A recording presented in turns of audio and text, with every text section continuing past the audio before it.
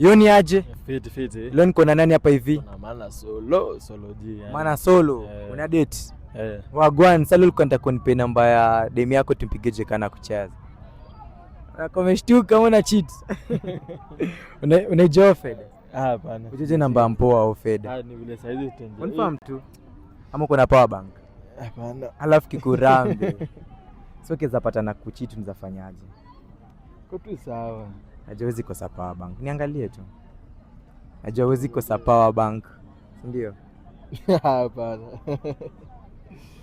My love. Hello. Au sisome unatapatia Kenya namba yako ataiba.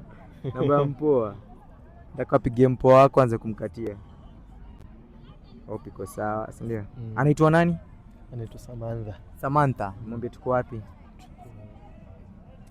Wewe mwambie tu pale. Ako Nairobi, si ndio? Mwambie tu tao.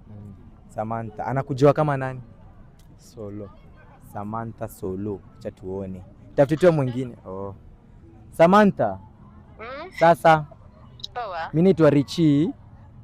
Nafanya ma interview nikigift wasee. Ya nimepata na mseme nipia namba na jina yako. Amesema nakupenda tu sana, wewe ndo mtu wake. So ndio ile tumgift, nilikwenda katuni niambie jina yake, alafu tuongea na yeye.